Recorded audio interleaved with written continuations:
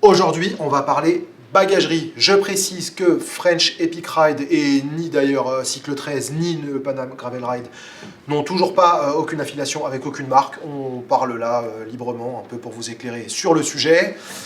Nous sommes toujours chez Cycle 13, c'est Maxime de Cycle 13 qui nous accueille aujourd'hui. Cycle 13 qui, comme son nom l'indique, se situe dans le 13e arrondissement de la capitale parisienne.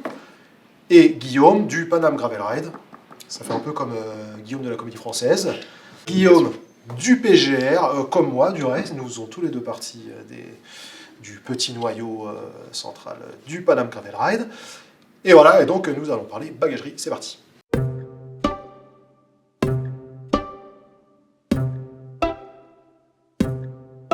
On a décidé de parler un petit peu de bagagerie parce que ça concerne quand même pas mal de monde. Ça peut vous concerner juste pour du vélo taf par exemple. Ça peut vous concerner pour une sortie à la journée, typiquement comme on fait le mercredi avec le Pan-Am Gravel Ride. Et puis après, encore plus là où il y a le plus d'enjeux, c'est évidemment pour du bikepacking qui, comme son nom l'indique, consiste à mettre des bagages sur un vélo. C'est fort en anglais quoi, bike, packing, ouais, voilà. Et ça pour du voyage à vélo, donc évidemment. Et donc se développent des produits de bagagerie qu'on va qualifier un petit peu de light. Il s'agit désormais de vous montrer un peu ce qui existe comme sacoche et selon quels critères on choisit une plutôt que l'autre.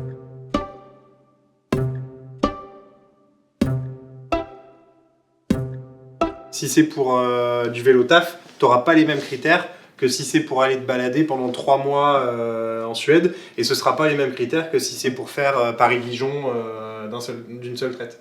Il y a ce que tu veux mettre dedans, si tu veux que ça résiste à l'eau ou pas, et si tu veux aussi ton budget en fait. Il détermine une bonne partie. Hein. Ça peut vite être assez cher. Le budget va changer beaucoup pour le poids et l'étanchéité. Ils sont tous plus ou moins étanches, mais c'est vrai que si tu veux rester 1 heure sous une grosse pluie, ça va forcément être du haut de gamme. Et haut de gamme, soit tu es sur le côté un peu VTT, ça va être très robuste, mais un peu plus lourd, soit tu es sur le côté un peu course rapide et tu vas chercher à optimiser le poids. Comme d'hab, toujours le compromis de toute façon en vélo entre le poids et puis le service rendu, c'est vrai qu'on en revient souvent à ça, et c'est aussi le cas pour la bagagerie. La sacoche aussi à toi. Tu veux un vide? On a dévalisé l'étal derrière nous, on a ramené quelques échantillons représentatifs.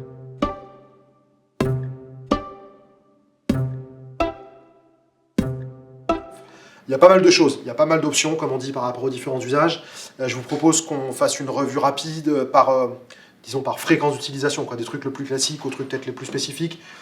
Qu'est-ce qu'on a, Maxime, comme le premier truc, si on en a qu'un seul en général, c'est quoi? La première qu'on va mettre en général, c'est au-dessus du tube horizontal, parce que quelle que soit la forme du vélo, la forme du cadre, ça va s'adapter. Et on va avoir des compacts comme ça, avec accès facile. On peut avoir des rangements pour outils, on peut avoir nos barres céréales, on peut avoir le téléphone porte-monnaie. Vraiment, ça c'est le vide-poche, un des premiers qu'on met.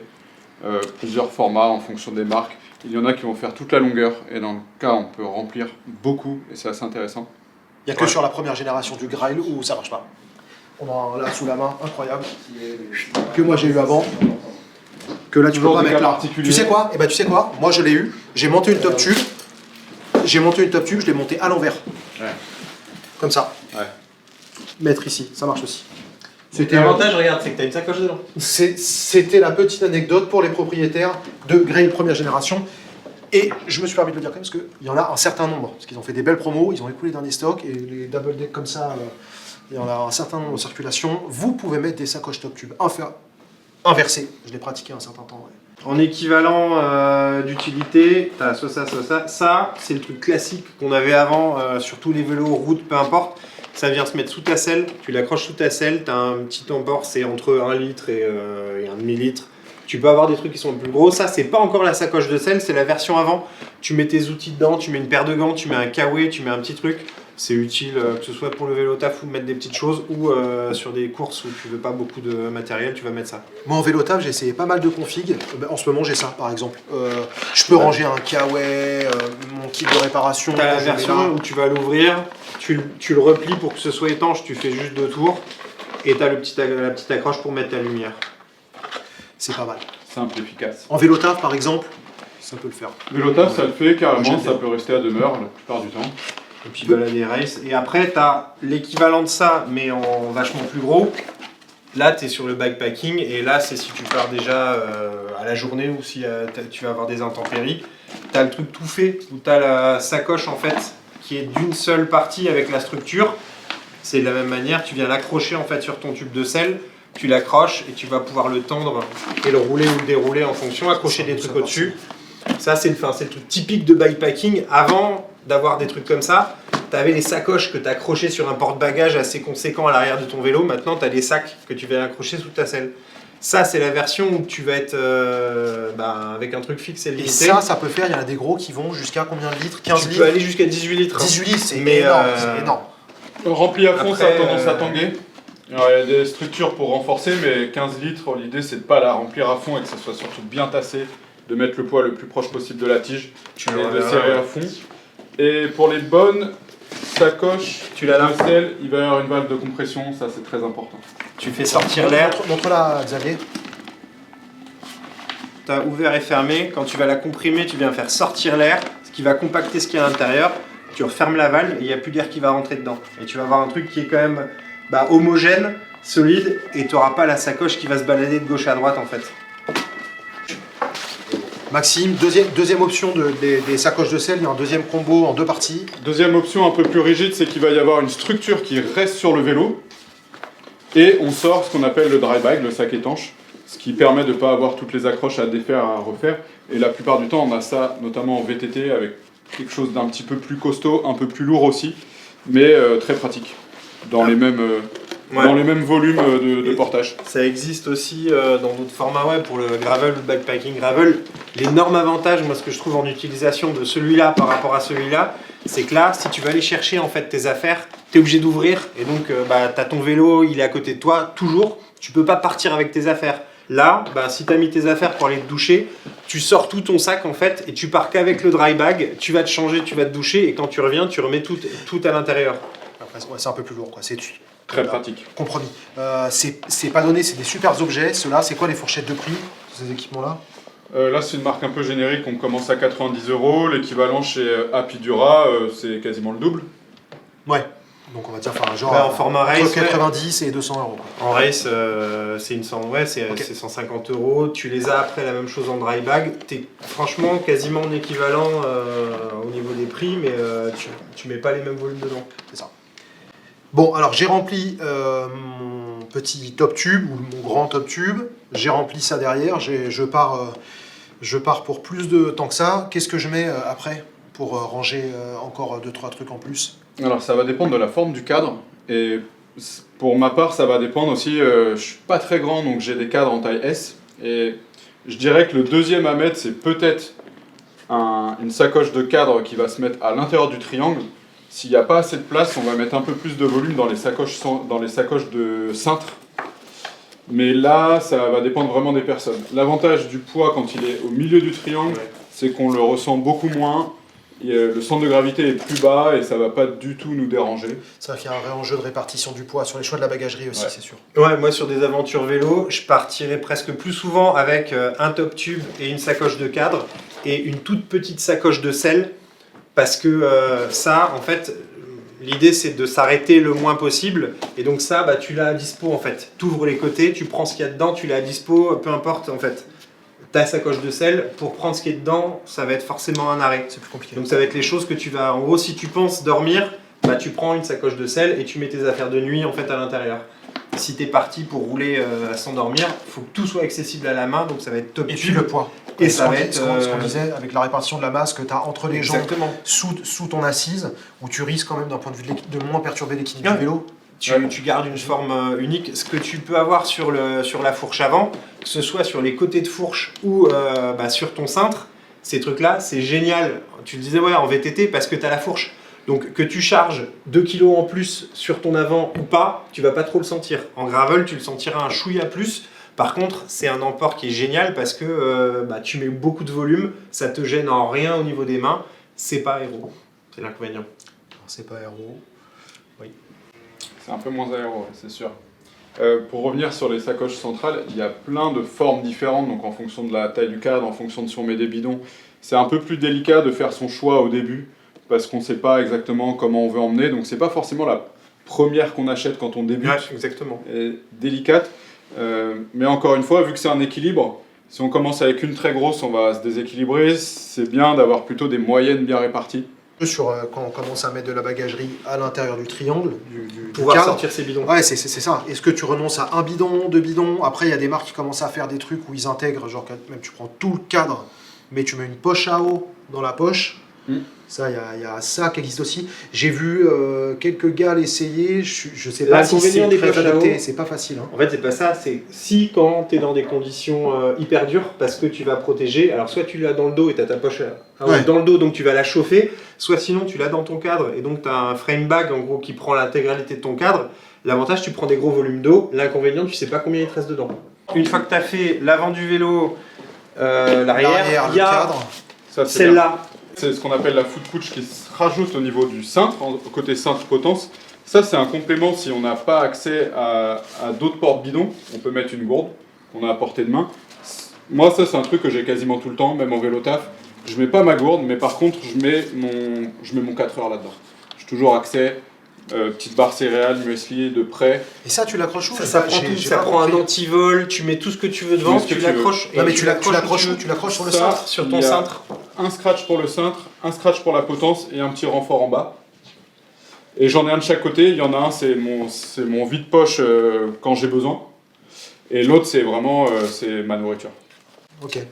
Ou ma gourde, ça dépend. Après, ça dépend pour les gens. Moi, je mets pas ma gourde dedans, mais c'est à la base. Ah, on a un gars qui roule le mercredi, je crois, avec 2 de chaque côté, Ouais. mais les Et bidons dedans. l'avantage, c'est quand tu mets tes billes, tu peux mettre ce que tu veux dedans, et puis tu peux le mettre soit, quand tu as des petites jambes, tu peux le mettre tourné vers toi, c'est pratique parce que tu les vois et tu les as. Si tu as des jambes un peu plus grandes, l'inconvénient, c'est qu'en danseuse, tes genoux, Les ils genoux, vont ils vont avoir tendance à taper taper dedans, dedans. Un peu, ouais. Bon, suffit de le mettre de l'autre côté du cintre, en fait. Et Alors ça, c'est vrai que c'est un enjeu, c'est vrai qu'on n'en a pas parlé jusque-là, parce qu'on parle plutôt des solutions, mais il y a des contraintes aussi avec la bagagerie. Enfin, moi, pour en avoir essayé différents modèles, il faut trouver la combinaison miracle où ça frotte nulle part, quoi. Ouais, c'est pas facile. Celle du Tu top frottes tube, pas avec les jambes, quand elle est un petit peu large, tu vas avoir tendance à frotter avec les genoux. Donc, il faut qu'elle soit bien fine. Ouais. Pareil, quand tu as des grosses frame bags, il y en a qui sont comme les Revealed Design, qui sont tout en haut du triangle, qui sont évasés. Tu peux mettre pas mal de trucs et c'est un endroit où tu touches pas. Mais c'est vrai que ça dépend de chacun, de la manière dont il roule. Ouais. Et une fois que tu as déterminé ce que tu as dit, c'est peut-être le plus important, c'est qu'est-ce que tu mets à quel endroit. Est-ce que tu mets ton matériel de nuit, tout est dans telle sacoche? Est-ce que ta nourriture, tes réserves, tout est dans telle sacoche? Ça dépend des gens et ça c'est le truc, à force de rouler, c'est les questions qu'il faut se poser, les premières questions. Ah, t'as la sacoche derrière qui frotte. C'est vrai? Ouais. Mais il touchait vraiment? Ouais, ça faisait. tout ça, tu vas l'accrocher sur ton cadre, que tu roules en cadre alu, acier, titane, carbone, peu importe. Ça abîme en fait ton cadre parce que tu as du frottement. Donc il faut protéger son cadre quoi qu'il arrive. Parce que si jamais Partout, tu il y a te des retrouves contacts. avec Ouais, ça c'est important. un sac, tu peux le poncer jusqu'à la peinture, c'est pas grave. Un cadre titane, tu vas le renettoyer. Un cadre acier, tu vas remettre un peu de peinture. Quand tu arrives au carbone, c'est là où tu arrives dans les limites. Moi, j'avoue et que les contraintes de j'ai ton, des points où je vois le carbone, ouais. Ah ouais, c'est J'ai utilisé l'inconvénient. un peu, faudrait que je le protège. Moi, j'ai une sortie que j'ai fait avec un top tube que j'avais sur un ancien vélo, qui était déjà du carbone aussi, mais là, avec, sur le nouveau Canyon avec la peinture mate, une sortie avec le top tube, Ça va le vite. truc il est poncé. Alors pour l'instant, Ouais. c'est que de l'esthétique. C'est vrai que je me posais la question d'un point de vue fonctionnel, et combien de temps faut risquer de faire ça? Sinon, on met des protections. Qu'est-ce qu'on met comme protection et on les trouve où? Du Clear Protect. Clear Protect, Qu'est-ce protéger que vos c'est que du Clear cadres. Protect? Ils disent du Clear Protect. On est à l'atelier, donc on a tout de suite un gros rouleau. En termes de largeur, il y en a des plus ou moins larges. Et l'idée, c'est que tu vas découper, tu vas le mettre sur le tube, sur tous les tubes en fait. Et tu vas en rajouter là où il y a des frottements, colonnes de direction, tubes de selle, haubans, base, partout où c'est nécessaire. Tu le vois même sur ton vélo, les passages de câbles. Quand tu as l'avant, en fait, tu as vraiment ton vélo, tu vas voir tes freins. Et là où ton câble va toucher, tu vas voir que ça va frotter. Et souvent, on t'en fournit, quand tu achètes le vélo, on t'en fournit, tu sais pas trop à quoi ça sert ni où les mettre. Ça sert à protéger le vélo. Vous faites la prestation d'installer le Clear Protect sur... Oh ouais, ça, on fait la prestation. C'est Moi, j'en ai besoin. plus on veut protéger, plus c'est long, plus on essaye d'aller dans les recoins et plus c'est difficile à poser parce que ça a tendance à se déformer, à faire des plis, etc. Donc il il y a une petite méthode, hein, un petit produit. On applique une mousse pour bien tirer, pour utiliser maroufle. ça au mieux. On maroufle. Valérie Damido sort de ce corps. On Il maroufle. fait du covering, si Exactement. tu veux, il te fait des flammes et, tout. C'est un truc Les de dingue. premières fois, c'est un peu dégueu, et plus ça va, et plus t'es précis, et mieux tu protèges. C'est c'est lourd, important, hein. Je vais alourdir mon Ça- vélo, je vais voilà, alourdir c'est- mon vélo de c'est- course. si avec tu ça. mets tout ça. Mais par contre, le jour où tu l'enlèves, ton cadre il est comme neuf. Ouais. Moi, à la C'est-à-dire, limite, l'aspect esthétique, en fait, je me lance un peu. J'ai Bah, pas prévu de revendre jamais mon vélo. Je mourrai avec. Si tu as un cadre acier et que tu le laisses poncer, bah, tu vas aller jusqu'à l'acier et il risque de Et sur s'oxyder. mon carbone, il y a des C'est fois quand même. dangereux. Et Ça carbone, commence à, c'est ça très commence à fibre. creuser le bordel quand même. Ah ouais. Combien ça vaut de faire mettre ça sur Le sur rouleau, à peu près c'est un petit budget quand même. Il faut prévoir 30. Rendez-vous entre main-d'œuvre et pièces entre détachées. Si 30 jamais et mon vélo 50 est euros, protégé, si tu fais le vélo, à peu près tout le 30-50 vélo. euros. Bon, Ouais. ça va, c'est honnête. Hein.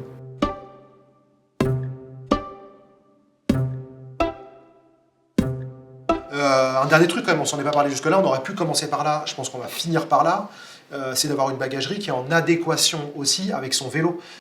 Il y a des trucs comme ça qui existent où on a besoin de fixation. Il y a des vélos qui sont plus faits pour la course, sur lesquels il y a moins d'œillets de fixation, notamment en carbone. Il y a des gammes de vélos qui sont plus orientés pour être capables d'embarquer plus de bagagerie, avec des œillets de fixation un petit peu plus. Je pense chez Canyon par exemple, qui font le Grisel versus le Grail qui est fait pour la course, où c'est une misère si tu veux installer des trucs avec des œillets, il n'y a pas beaucoup de visserie. Tu prends son frère, son cousin frère, le Grisel, qui est plus fait pour l'aventure. Il y a des œillettes partout pour fixer de la bagagerie.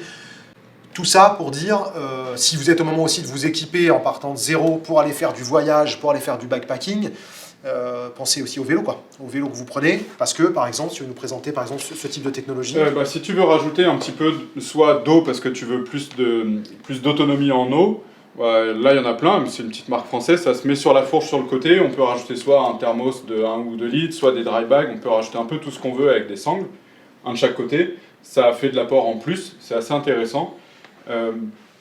Pour ce qui est eau, on a aussi, je vais en parler tout à l'heure, mais Donc ça se fixe, donc ça veut dire, juste pour être complet, ça veut dire que ça, il faut des œillets sur la fourche.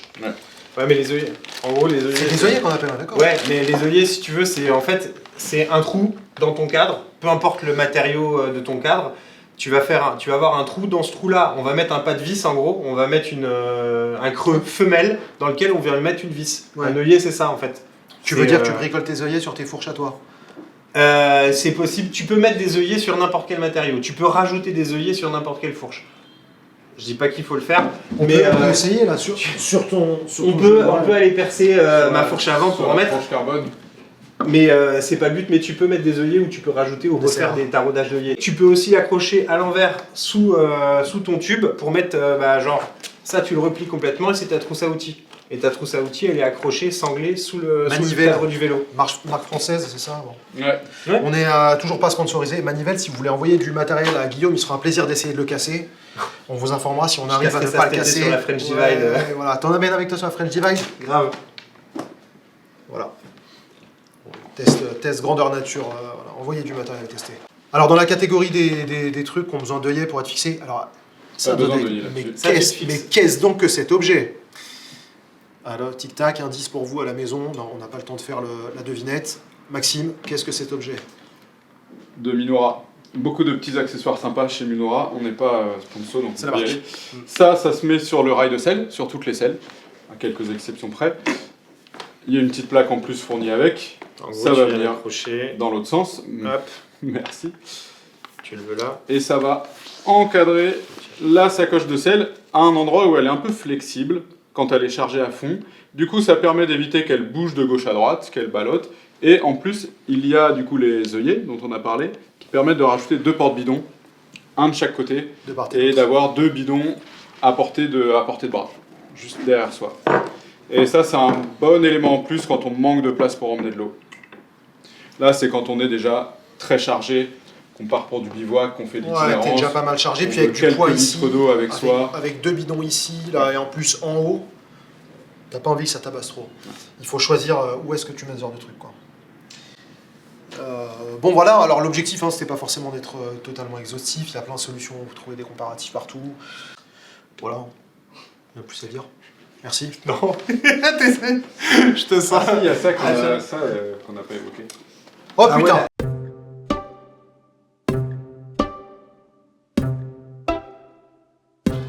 Là, la bagagerie hyper spécifique longue Qu'est-ce que distance c'est ou que ça? course longue distance. À ton avis, tu mets les deux pouces. Alors celui-là, je le connais pas. Attends. Ça, c'est pas des trucs pour mettre sous les rails de sel. Non. En gros, la position, c'est comme ça, et je viens me poser comme ça. Oh là là, sacoche de prolong. Sacoche de prolong. Tu la mets, ouais, t'as tes prolongateurs, tu viens le mettre dessus, tu viens remplir, Tiens, bah, tu tu mets peux, ta marchandise. tu peux glisser là-haut là pour montrer. Sur les prolongs sur le vélo. Super. Hop, et en fait, ça vient là, tu viens le fixer, et t'as une sacoche sur tes prolongateurs. Voilà, déjà, on est sur du briscard qui a pensé à mettre des prolongateurs sur sa bicyclette. Et c'est un peu plus aéro. Et ça, que je la peux vous dire sacoche. que on est dans le top 1000. On est dans le top 1000. Tu vois, on parlait de celle-là où là, t'es sur du voyage, t'as le temps de prendre ton temps, tu l'ouvres, c'est bien carré. Celui-là, il est profilé et il fait dans la longueur. Paye ton rouge, c'est tellement 2014, paye ton rouge. Abonne-toi, lâche un pouce, lâche un like, ça aide.